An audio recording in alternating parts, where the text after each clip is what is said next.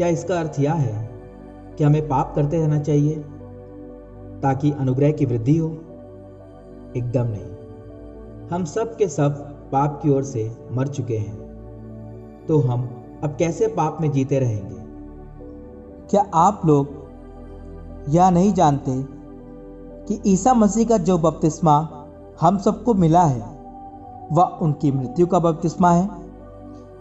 हम उनकी मृत्यु का बपतिस्मा ग्रहण कर उनके साथ इसलिए दफनाए गए हैं कि जिस तरह मसीह पिता के सामर्थ्य से मृतकों में से जी उठे हैं, उसी तरह हम भी एक नया जीवन जिए। यदि हम इस प्रकार उनके साथ मरकर उनके साथ एक हो गए हैं, तो हमें भी उन्हीं की तरह जी उठना चाहिए। हमें कभी नहीं भूलना चाहिए कि हमारा पुराना स्वभाव उन्हीं के साथ क्रूस पर चढ़ाया जा चुका है, जिससे पाप का शरीर मर जाए और हम फिर पाप के दास ना बने, क्योंकि जो मर चुका है वह पाप की गुलामी से मुक्त हो गया है।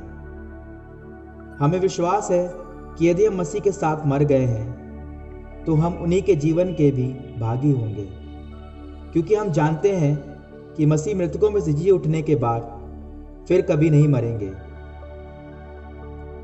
अब मृत्यु का उन पर कोई वश नहीं। वह पाप का हिसाब चुकाने के लिए एक बार मर गए और अब वह ईश्वर के लिए ही जीते हैं। आप लोग भी अपने को ऐसा ही समझे, पाप के लिए मरा हुआ और ईसा मसीह में ईश्वर के लिए जीवित। अब आप लोग अपने मरणशील शरीर में पाप का राज्य स्वीकार नहीं करें और उसकी वासनाओं के अधीन नहीं रहें। आप अपने अंगों को अधर्म के साधन बनने के लिए पाप को अर्पित नहीं करें।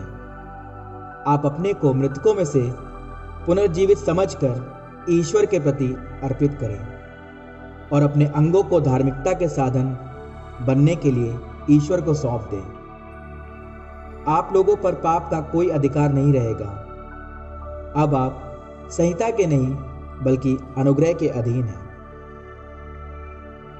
तो क्या हम इसलिए पाप करें कि हम संहिता के नहीं बल्कि अनुग्रह के अधीन हैं? कभी नहीं। क्या आप यह नहीं जानते कि आप अपने को आज्ञाकारी दास के रूप में जिसके प्रति अर्पित करते हैं और जिसकी आज्ञा का पालन करते हैं, आप उसी के दास बन जाते हैं? यह दासता चाहे पाप की हो जिसका परिणाम मृत्यु है, चाहे ईश्वर की हो जिसके आज्ञा पालन का परिणाम धार्मिकता है। ईश्वर को धन्यवाद कि आप लोग जो पहले पाप के दास थे, अब सारे हृदय से उस शिक्षा के मार्ग पर चलने लगे जो आपको प्रदान की गई है। आप पाप से मुक्त होकर धार्मिकता के दास बन गए हैं।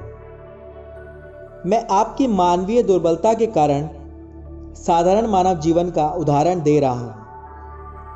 आप लोगों ने जिस तरह पहले अपने शरीर को अशुद्धता और अधर्म के अधीन किया था, जिससे वह दूषित हो गया था, उसी तरह अब आपको अपने शरीर को धार्मिकता के अधीन करना चाहिए, जिससे वह पवित्र हो जाए। क्योंकि जब आप पाप के दास थे तो धार्मिकता के नियंत्रण से मुक्त थे। उस समय आपको उन कर्मों से क्या लाभ हुआ? अब उनके कारण आपको लज्जा होती है, क्योंकि उनका परिणाम मृत्यु है। क्योंकि अब पाप से मुक्त होकर आप ईश्वर के दास बन गए और पवित्रता का फल उत्पन्न कर रहे हैं, जिसका परिणाम है अनंत जीवन।